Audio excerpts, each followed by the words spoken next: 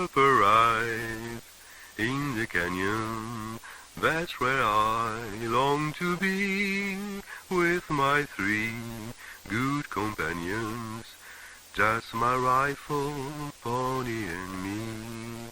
Microciné, bonjour ou bonsoir, ça dépend de l'heure à laquelle vous allez découvrir cette nouvelle émission. Une émission consacrée à, je ne vais pas dire le mot genre, parce que dans le livre, à un moment, il est dit que c'est peut-être pas un genre, parce que c'est quelque chose, on va dire peut-être une industrie, on va en parler. Le livre s'appelle, il est incroyable, ça s'appelle Une étude en jaune, Giallo et thrillers européens. C'est dirigé par Frédéric Pizzoferrato. Je dis dirigé parce qu'il y a aussi des contributeurs dans le livre. Et donc, comme vous l'avez deviné, c'est un livre autour du Giallo. Et je suis très content que Frédéric ait accepté de venir pour en parler. Comment allez-vous ?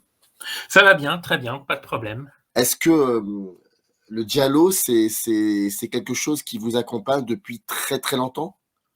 Oui, ça m'accompagne depuis que c'est disponible en fait. J'ai commencé avec les films de Dario Argento, comme beaucoup. Le problème à l'époque, c'est qu'il était difficile de les voir. Donc maintenant, on peut saluer les éditeurs français ou étrangers. Donc je pense à Artus, Ecstasy of Film, Le Chat qui fume. Bientôt, il y a Frénésie qui arrive.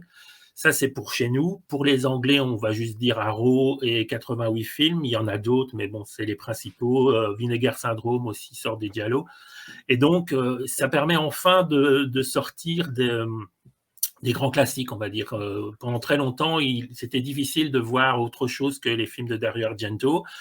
D'ailleurs, certains des films ont été vus dans de mauvaises conditions, donc maintenant je les ai un peu réévalués parce que ça a commencé il y a pas mal d'années et à l'époque, il faut être honnête, il était quasiment impossible de les voir autrement que dans des RIP VHS qui traînaient un peu sur le net. Et c'est pas totalement l'idéal parce que le visuel est quand même très important de Giallo, c'est souvent le visuel qui l'emporte sur le reste. Et donc maintenant qu'on a l'occasion de les revoir en Blu-ray avec les couleurs éclatantes, tout ça, il y en a pas mal que j'ai réévalué, mais bon voilà, c'est la vie, c'est le propre du passionné de les voir et puis de les revoir et de dire finalement c'était quand même mieux que je ne pensais. Donc voilà. Ce livre est édité chez Artus Film et donc je salue Artus pour l'aide apportée à la conception de cette émission.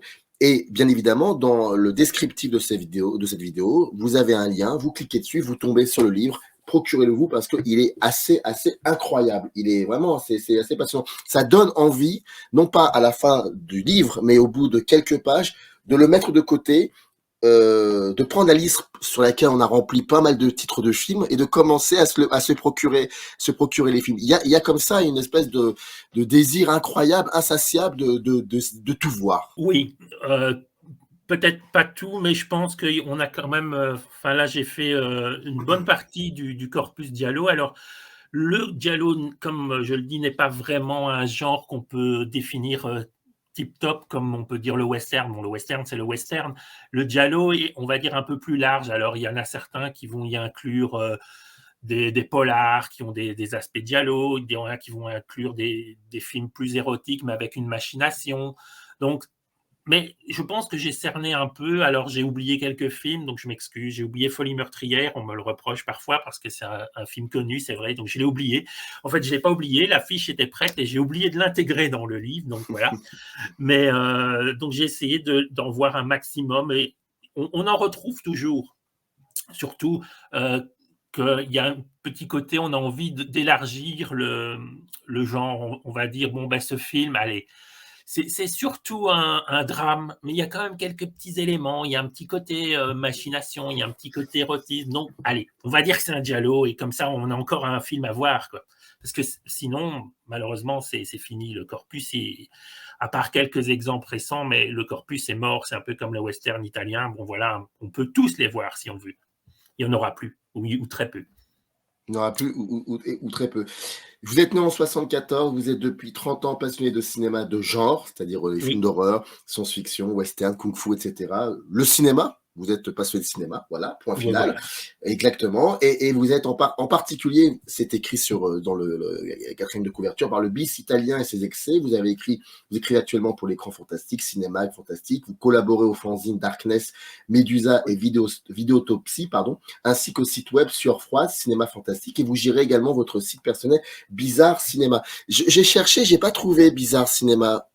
En fait, il n'existe plus. Depuis Voilà. récemment, il n'existe plus parce que j'avais tout simplement plus le temps de le mettre à jour. Donc, ça faisait plusieurs années qu'il était hébergé sans que j'aie le temps de le mettre à jour. Donc, j'ai préféré clôturer l'aventure et me consacrer aux autres. Donc, par exemple, ici, il y a un numéro spécial de l'écran fantastique sur le bis italien, auquel j'ai pas mal participé, qui est en vente. Donc, ça me permet de continuer à parler de tout ça voilà, d'une autre manière. Parmi vos images marquantes qui généralement se créent durant l'enfance, les images qui sont liées au cinéma, est-ce que le giallo fait partie de ces premières images marquantes ou est-ce que le giallo, vous l'avez découvert beaucoup plus tard, c'est-à-dire à un âge où on a le droit de voir ce genre de film, entre parenthèses? Moi, j'ai commencé à regarder ce genre de film vers 12 ans environ.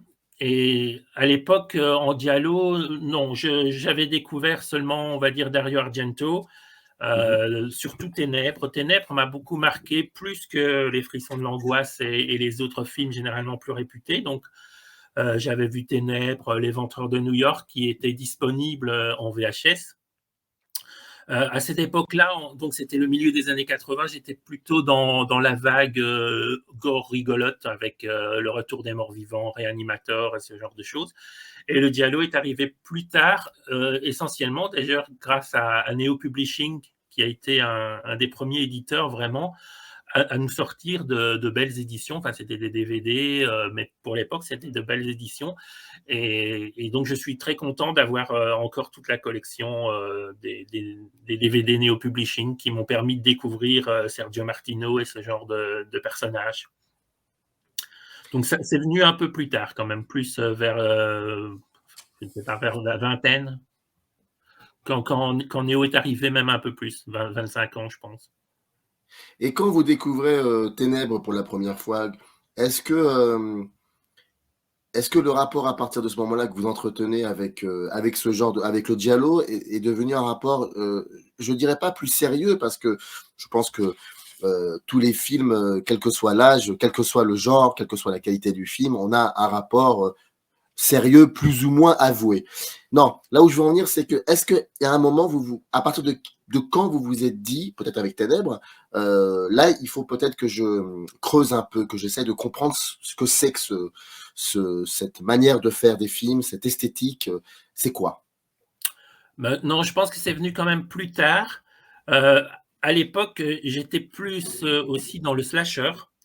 Mais bon, c'est un peu lié. Hein, d'ailleurs, je peux montrer que voilà, c'est également sorti. Donc, Ah, c'est un je vais, livre. je vais, je vais le mettre voilà. Ah oui, oui, oui, bien sûr. Voilà. Donc, c'est un peu la continuation du giallo, puisque c'est en quelque sorte une récupération de certains de ces codes, en tout cas par les Américains.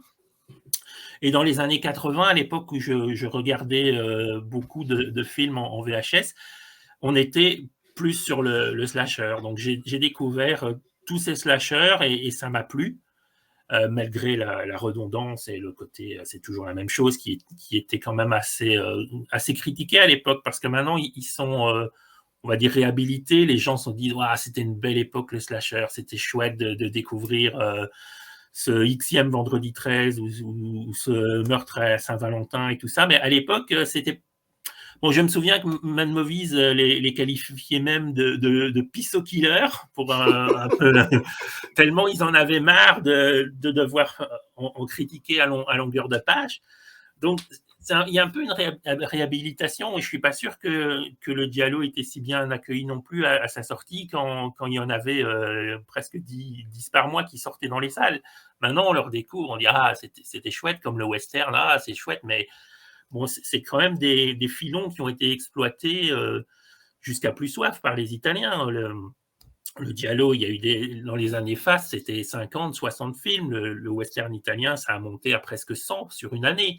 Donc, on peut comprendre qu'il y a eu une saturation. Donc, voilà, quand les gens actuellement disent oh, il n'y a que des films Marvel, bon, il y en a 3 par an, mais à l'époque, des westerns, ils pouvaient en avoir 100. Donc, voilà, c'est un peu un regard qu'on a par après. Mais c'est vrai que le dialogue, c'est quelque chose que même les mauvais, bon, ben voilà, j'aime même les mauvais. Donc, c'est un peu quelque chose qui est peut-être lié aussi, de manière plus générale, au cinéma d'horreur. J'ai lu il n'y a pas longtemps une citation, je ne sais plus de qui disait que le film d'horreur, c'est le seul genre où on a envie même de voir les mauvais, parce qu'on aime ça, voilà. Et même si on sait que c'est mauvais, on a envie, il y a des dialogues qui sont objectivement très mauvais, et voilà, mais s'ils sortent en Blu-ray, il y a de grandes chances que je les achète quand même. Donc voilà, c'est un rapport un peu passionné, oui, presque obsessionnel, on peut dire.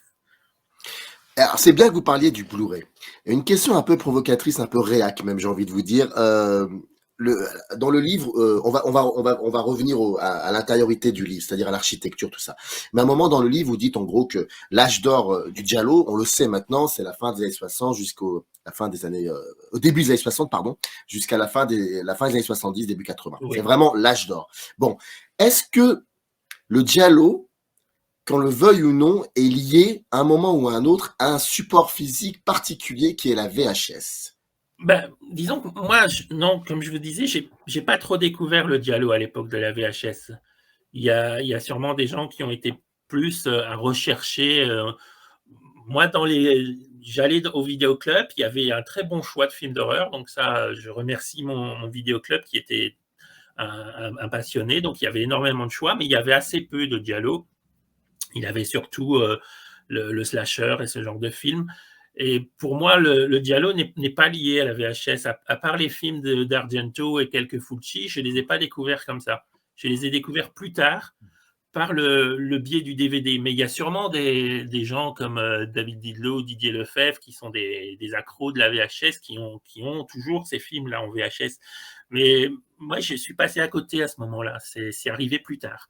Peut-être que, comme je disais, c'est peut-être bon, c'était bien de les découvrir là, mais actuellement, on les découvre vraiment dans de bonnes conditions. Et c'est sans doute plus important que pour d'autres films. On peut dire que tous les films méritent le Blu-ray, ok, d'accord, soyons passionnés. Et même la pire série Z filmée avec 3 francs mérite le Blu-ray. Mais le giallo, je pense, le mérite davantage parce qu'il y a tout cet éclairage, tout ce jeu des couleurs, les costumes, l'architecture, tout ça mérite vraiment d'être vu dans de bonnes conditions.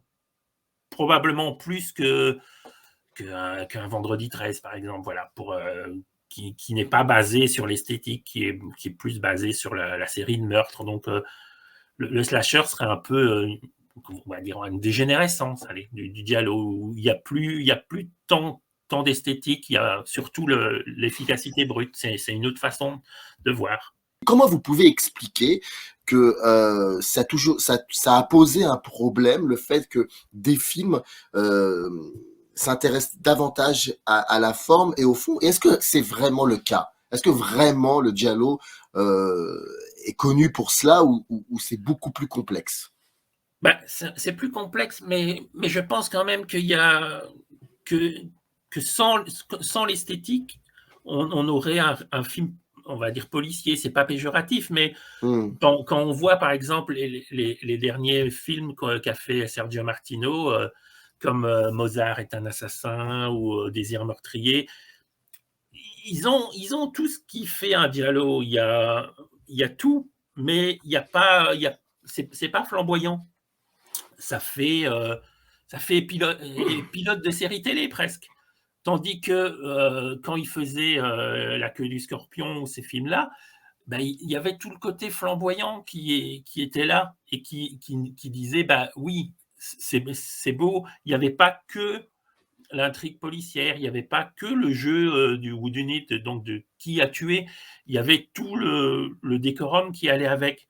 Donc je pense que sans sans cette esthétique, sans ce côté flamboyant, les couleurs et tout, on entre dans autre chose, dans un peu l'équivalent de ce qu'ont fait les Américains après Basic Instinct, donc le thriller érotique, voilà, avec le solo de saxo et les lumières bleutées, mais il manque quelque chose. Enfin, pour moi, il manque quelque chose.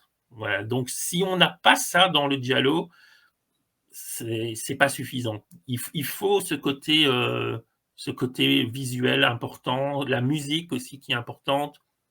Et puis, il y a tout le côté un peu presque joie de vivre, ensoleillé. Il y a tout le côté de ces gens qui souvent sont issus de la bonne société, on va dire, qui sont bien habillés, qui prennent des cocktails, qui boivent du G&B. Il y a tout ça. Si on n'a pas ça, le scénario, il a beau être très bon, bah, on va vers autre chose. On va vers quelque chose qui est plus de l'ordre du policier classique. C'est pas péjoratif pour le policier. Moi, j'adore lire des policiers classiques et tout, mais il manque quelque chose. Voilà. C'est mon avis. Quand vous vous mettez à travailler sur ce projet immense, est-ce que c'est suite à l'idée qu'il y a un manque par rapport à l'analyse du giallo? Oui, d'une certaine manière, parce qu'à l'époque, il n'y avait pas de livres francophones, il n'y avait même pas énormément de livres sur le giallo. Il y avait la Dolce Morte, et Si douce, si perverse, les bouquins anglais, mais il y avait très peu en France. Il y avait juste un livre qui traîne, donc qui s'appelait Vie et mort du giallo, qui était un livre canadien, mais qui avait une optique beaucoup plus universitaire, je vais dire, d'analyse. Et à présent, il y a un renouveau. Et à l'époque où j'ai commencé, il n'y avait pas encore vraiment ce renouveau. On ne parlait pas encore. Il n'y avait pas eu toutes les sorties de Blu-ray. Il n'y avait pas eu les films un peu hommages comme les films de Katé Forzani ou ce genre de choses qui ont rendu hommage au giallo. On était encore dans la vague précédente, juste Neo Publishing qui avait sorti des films. Et donc, je me suis dit, oui, il manque quelque chose. Mais au départ, je ne pensais pas. J'ai commencé à écrire des chroniques pour mon site, d'ailleurs. Et puis, au fur et à mesure de les accumuler, je me suis dit, il faudrait que j'en fasse quelque chose. Et j'ai eu l'idée de proposer à Artus, qui ont bien voulu me suivre dans le projet. Ça a pris beaucoup de temps.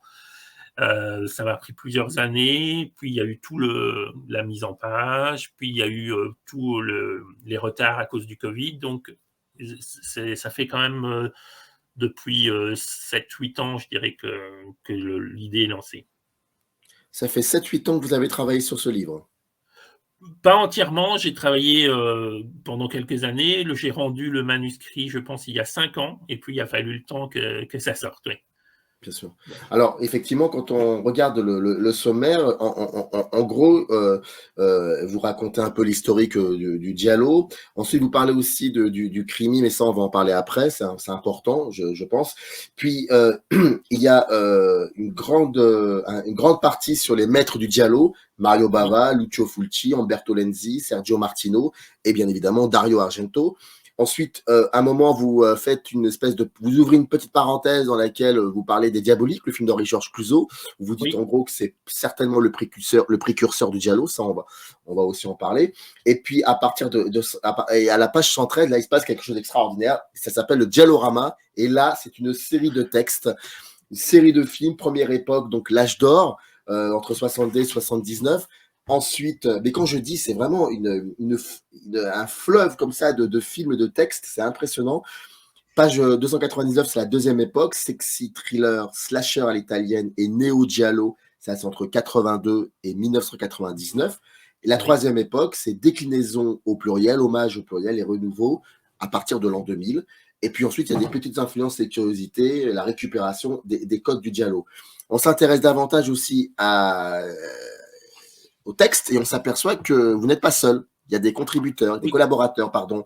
Je les cite, je pense que c'est important. Jacques Coupienne, Philippe Delvaux, Alain Deprez, David Didelot, Claude Gaillard, Didier Lefebvre, Nioline, Joël Pfister et Justin Credy, qui en plus d'être un très bon ami, a été invité 2-3 fois chez Microciné. Comment comment vous avez trouvé ces collaborateurs? Comment vous les connaissez? Est-ce qu'ils, j'imagine, qu'est-ce qu'ils vous ont apporté? Qu'est-ce qu'ils ont apporté dans ce livre? Eh bien, tout simplement, ce sont des gens que je connais au départ via Facebook, et puis il y en a que la plupart, je les ai rencontrés en vrai. Et je me suis dit, ben voilà, j'ai envie qu'ils participent un peu. Donc je leur ai proposé. Je me suis dit qu'il y avait certains films pour lesquels je me sentais moins à l'aise, dans le sens où je n'étais pas spécialement fan, et donc, mais je me disais, bon, ce sont des films importants, il faut les traiter. Donc je me suis dit que plutôt que de les faire moi, j'allais demander à d'autres de les traiter, tout simplement. Et j'avais envie qu'ils participent un peu au projet. Alors, avant de parler du giallo italien, enfin de l'Italie, il y a tout un chapitre sur le crimi. Qu'est-ce que c'est que le crimi? Alors le crimi, c'est au départ simplement le criminal film, donc le film policier à l'allemande, mais plus spécifiquement, on va dire que ce sont en gros les adaptations du romancier Edgar Wallace, qui a été très célèbre. Aujourd'hui, il est beaucoup moins. Il est surtout connu pour avoir participé au scénario du King Kong originel. Il a écrit énormément de romans policiers que personnellement je trouve illisibles actuellement, terriblement datés, mais bon, ce n'est que mon avis. Mais il a posé les bases d'un policier un peu différent, avec des façons de tuer un peu originales, des gadgets, des rebondissements improbables. Et le cinéma allemand s'est emparé du phénomène à la toute fin des années 50 et va avoir une grande influence. Toutes les années 60, il y aura énormément d'adaptations d'Edgar Wallace. Il y aura en parallèle, on va relancer des personnages comme le docteur Mabuse, qui va revenir. Il y aura les adaptations du fils de Wallace, Brian Edgar Wallace. Et tous ces films vont vraiment poser les bases du giallo, parce qu'on y trouve la série de crimes, le côté un peu délirant qu'il y a dans le giallo, avec ces personnages étranges, on va dire. Il y a souvent un côté plus familial dans le crimi. Donc il y aura pas mal de notes d'humour. On va dire que ce sont des whodunit, des comédies policières même, teintées d'épouvante. Et petit à petit, il va y avoir un phénomène de coproduction à la toute fin du cycle, quand ça va commencer à décliner. Il y aura des coproductions avec l'Italie, comme Le Tueur à l'Orchidée, Mais qu'avez-vous fait à Solange, et qui vont, entre guillemets, faire la jonction. Donc le crimi va disparaître au profit du giallo, mais c'est un sous-genre qui est aussi très intéressant, qu'il faudrait aussi qu'un éditeur se penche là-dessus, parce qu'il y en a très peu. Il y a quelques Blu-ray disponibles en Allemagne. Malheureusement, il n'y a même pas de sous-titres sur tous les films, donc ça pose un peu un problème. Mais c'est un sous-genre très intéressant. Il y a des films très sympas. Il y a souvent Klaus Kinski qui joue le personnage un peu déjanté. On va dire que c'est un corpus qui fait une trentaine d'adaptations de Wallace, plus les films qui sont satellites. On va dire on est dans les 50-60 films. Donc c'est pas énorme, mais c'est quelque chose d'important. C'est très sympa à revoir également, le crimi. Donc, si j'ai bien compris, la plupart des films allemands qui ont été réalisés étaient des adaptations de bouquins de Wallace. Oui, en fait, on disait on disait des Edgar Wallace films, parce que il se basait. Alors, des adaptations, c'est difficile à dire. Souvent, il reprenait quelques éléments, mais c'était des adaptations assez lointaines. Et donc, ça commençait par un petit presque pré-générique qui était à la Hitchcock, on va dire, puisque c'était Wallace lui-même qui disait bonjour, voici Edgar Wallace, regardez le film. Et généralement, d'ailleurs, ça c'était en couleur, alors que le reste du film était en noir et blanc. Ce n'est que dans les derniers films du cycle qui vont passer à la couleur. Et là, l'influence va être encore plus marquée sur le giallo, puisqu'on va avoir également tout ce jeu de couleurs très éclatantes qui sera repris par le giallo. Donc, ce sont vraiment, oui, c'est le précurseur, c'est le crimi. Ceux qui aiment le giallo, je pense, ne peuvent pas ne pas aimer le crimi, même si ils sont plus familiaux, plus grand public.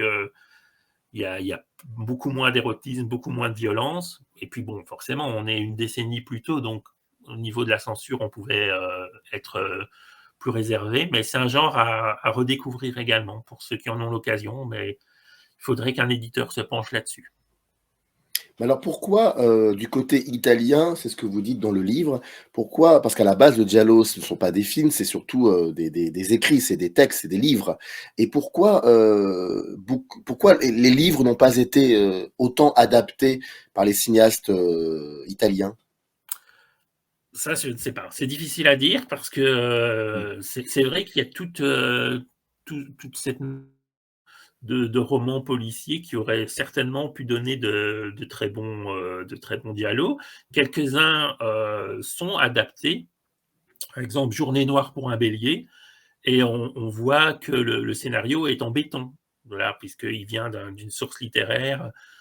Mais je pense que le dialogue a vite voulu aller vers plus d'exploitation. Donc Mmh. il fallait caser de manière régulière, il fallait caser de l'érotisme de manière régulière, et l'intrigue devenait plus accessoire. Donc ils n'ont pas cherché à adapter énormément de livres. Ils auraient pu. C'est un peu dommage, sans doute, parce qu'on aurait pu avoir des scénarios encore plus travaillés, plus réussis.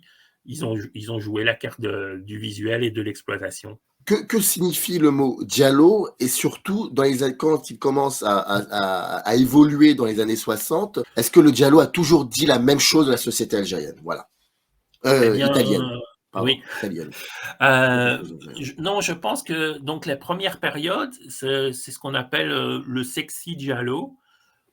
Pas qu'il soit vraiment plus sexy que ce qui a suivi par la suite, mais d'ailleurs, Umberto Lenzi préférait dire le giallo VIP, parce qu'on est vraiment dans la société, pas la plus haute, mais disons, on est quand même dans une classe sociale assez élevée.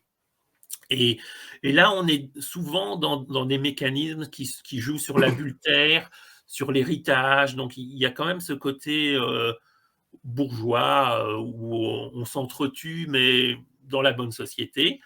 Tandis que les dialogues ultérieurs vont plus se centrer sur la classe moyenne, on va dire, voire sur des gens un peu rejetés à partir des films comme Les Ventreurs de New York ou tout ça, où là, on voit qu'il y a une espèce d'envie de fouiller la crasse, on va dire.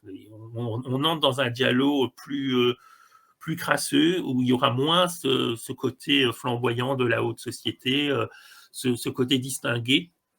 Et on va plus aller vers l'envie de fouiller les bas-fonds, d'être crasseux pour le plaisir.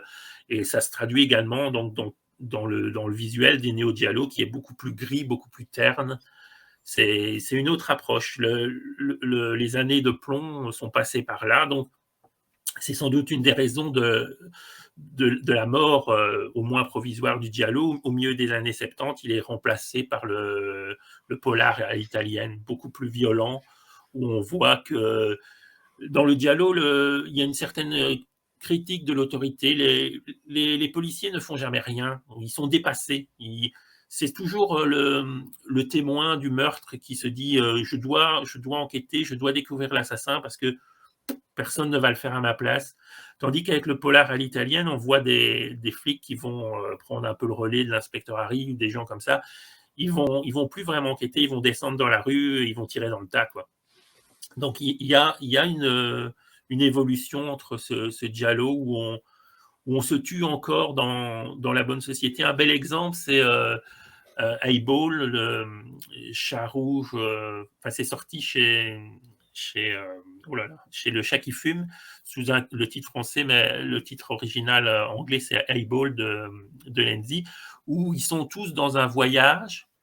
Donc, ce sont des gens de la classe moyenne, ils sont en voyage, en vacances, et ils meurent un par un peu comme dans un Agatha Christie, mais bon, il meurt, ça, c'est pas grave. On continue de visiter de visiter les lieux touristiques parce qu'on est quand même là pour passer du bon temps. Donc il y a ce côté presque irréaliste, quoi. Qui va se perdre par la suite. Je pense que ce sera moins un jeu basé sur le crime et la sensualité pour aller vers quelque chose de plus crade, de plus réaliste avec le polar à l'italienne et le néo-giallo. Parmi les grands auteurs du giallo, est-ce que, j'imagine chaque auteur avait sa patte, avait son style, ça c'est indéniable, mais quand on passe d'un film de Mario Bava à Lenzi en passant par Argento, est-ce que, donc je les cite, hein, Bava, Fulci, Lenzi, Martino, Argento, est-ce que ces 5 cinéastes, la manière, enfin le regard qu'ils portaient sur la société à travers le giallo, est-ce qu'il était similaire ou différent? Mais je pense que Lenzi était très intéressé par toute cette belle société. Argento, plus on voit souvent que ce sont des gens liés au monde de l'art qui sont ses héros. Lui est très porté sur l'art. Je trouve Bava fort cynique dans ses dialogues, comme Baie sanglante, par exemple, où on voit les gens vraiment qui sont prêts à s'entretuer pour des raisons assez futiles, quoi. C'est très cynique, très acide, sa peinture de la société. Pour Fulci, il y a aussi ce côté cynique, il y a le côté contre la religion aussi, qui apparaît dans La longue nuit de l'exorcisme, la religion, puis le monde rural qui est encore fort imprégné de superstition. Donc il est un peu en train de critiquer cette Italie qui reste dans son côté rural à l'ancienne, qui refuse le modernisme. Et Martino, bon, il est assez proche de Lenzi pour moi. Il aime bien aussi cette société, cette haute société qui vit d'adultère et de soirées. Voilà. La seconde période que vous évoquez dans le livre, est-ce que c'est une période qu'il faut réhabiliter ou c'est assez compliqué d'en parler? Parce qu'elle est, contrairement à la première. Alors, il y a beaucoup de choses moins intéressantes, il faut l'avouer, dans le néo-giallo. Il y a des films qui sont très marqués par l'esthétique années 80, alors on aime ou pas. Il y a des films comme Murder Rock de Lucio Fulci, où on est vraiment dans l'esthétique aérobique, disco, bon voilà. Moi, ça ne me dérange pas, cette esthétique, mais on peut trouver quand même que c'est quand même un peu clinquant, un peu clip. Donc il y a encore des chouettes choses dans cette période, mais c'est moins intéressant. Il y a beaucoup de films qui sont juste, entre guillemets, des thrillers érotiques qui sont assimilés au giallo parce qu'ils sont italiens, mais c'est un peu le même genre de thriller que vont produire les Américains à l'appel à la suite de Basic Instinct, qui est d'ailleurs très proche du giallo. On peut considérer que, comme Pulsion ou Body Double de Brian De Palma, Basic Instinct fait partie de ces films qui n'auraient peut-être pas existé sans le giallo, quoi. Au niveau de l'érotisme, de la violence, de la manipulation, voilà. D'ailleurs, tout comme le western, à un moment qui était un genre américain par excellence, d'autres nationalités se sont emparées de ce genre. Pour le giallo, est-ce qu'il y a eu d'autres pays qui se sont emparés de cette manière de faire du cinéma, de ce cinéma-là, et est-ce que ça a donné des films vraiment ambitieux et importants? Bien, oui, il y a les films espagnols, que d'ailleurs Didier Lefebvre de Médisa appelle les Amarillos, donc les giallo espagnols. Il y a vraiment pas mal de films intéressants. Bon, moi j'aime bien Paul Naschy, donc je trouve que par exemple Blue Eyes of the Broken Doll, c'est un très bon giallo. Il faudrait se pencher encore là-dessus. Il y a pas mal de films qui viennent d'autres pays. Alors il y a des films qui ne reprennent pas tous les conventions, mais on peut citer dans les plus connus, tout simplement Peur sur la ville avec Belmondo, qui reprend vraiment beaucoup de conventions du giallo. Sans mobile apparent reprend aussi beaucoup. Voilà, il y a les films, il y a quelques films grecs qui sont sortis, qui sont vraiment très proches du giallo, et aussi quelques films turcs qui ont repris les conventions au moment où la Turquie copiait beaucoup. Disons que les Italiens se sont mis à copier les Américains, mais les Turcs aussi copiaient les Italiens, donc ils ont fait quelques giallos dont Thirsty for Love, Sex and Murder, je pense le titre qu'on a traduit, qui est quand même un titre qui est incitatif. Pour moi, je l'ai vu, je pense que je l'ai même oublié de le mentionner dans le livre, mais qui est un pur plagiat du cinéma de Sergio Martino, mais quand même un titre pareil, il fallait le voir, quoi. Mais ce qui est assez troublant, c'est que ce que vous citez comme exemple de films, c'est des films généralement qui ont été réalisés dans les années 70. C'est que vraiment, cette période-là, c'est la période du giallo. Parce que même si à partir des années 2000, vous en parlez, il y a des déclinaisons, des hommages, mais bon, ça reste, comment dire, c'est des individus, c'est des individualités dans le sens où c'est par fulgurance, c'est pas quelque chose de l'ordre de l'industrie. Donc le filon est terminé, ça c'est. Je ne pense pas qu'il reviendra. C'est peut-être même pas souhaitable qu'il revienne parce que c'est tellement lié à cette période joyeuse des années 70, qui était peut-être pas joyeuse, hein, moi je sais pas, mais qui est décrite comme en tout cas joyeuse. Aujourd'hui, il y aurait déjà pour le slasher, ça pose problème. Il faudrait intégrer les téléphones portables, les réseaux sociaux.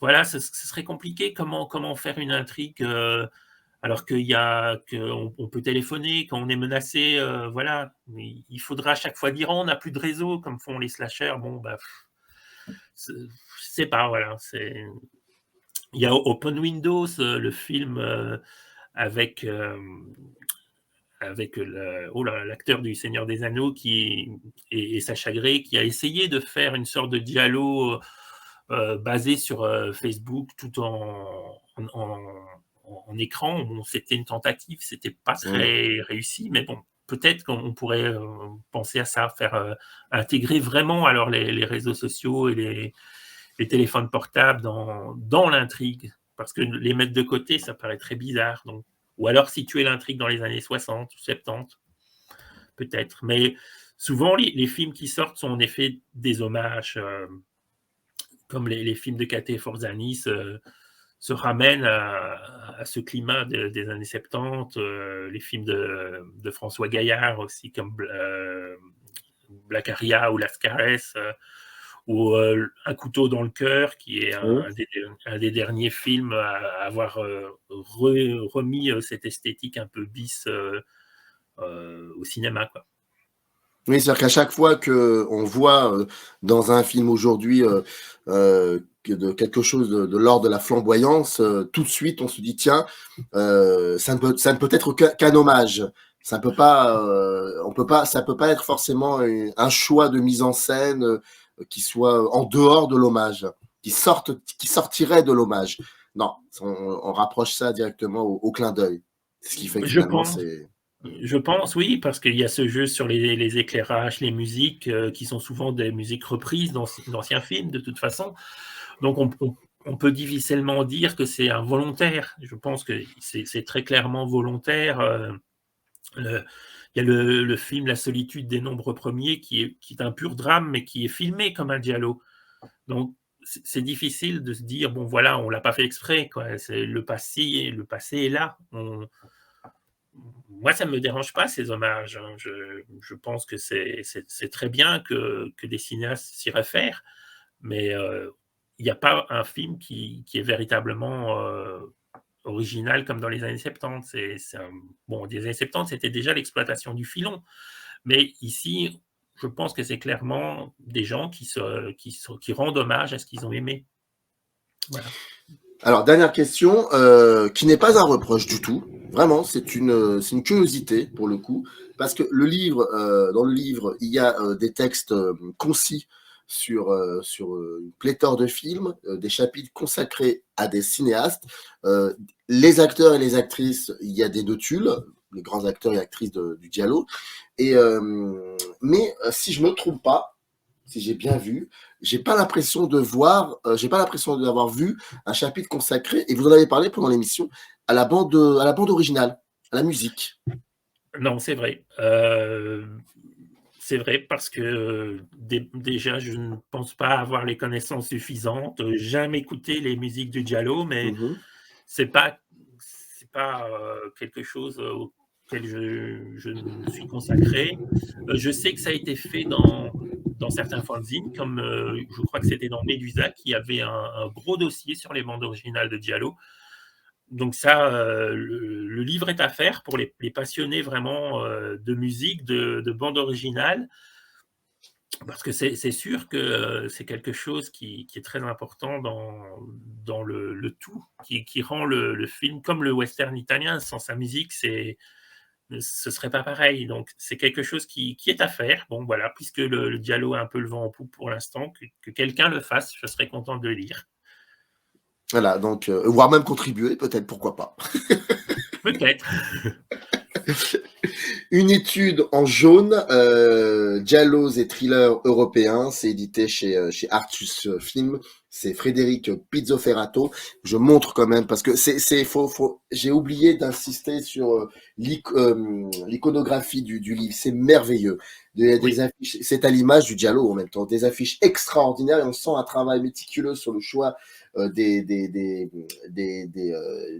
images, des photos, des affiches qui sont pas là pour illustrer, qui sont là plutôt pour prolonger le texte. C'est passionnant, c'est un travail d'orfèvre, et je voulais absolument le dire, incroyable, c'est impressionnant en tout cas. Voilà, c'est magnifique. Je recommande entièrement ce livre, c'est passionnant, préfacé par Bruno Farzani et Hélène Caté d'ailleurs. Oui, voilà. Merci beaucoup Frédéric, c'était un plaisir en tout cas de discuter avec vous. Vous retrouvez dans le descriptif le lien qui vous permet de vous procurer le livre. Allez-y parce que c'est assez passionnant. Merci à vous, merci beaucoup. Merci, au revoir. Très bonne journée, générique. In the canyon, that's where I long to be, with my 3 good companions, just my rifle, pony and me.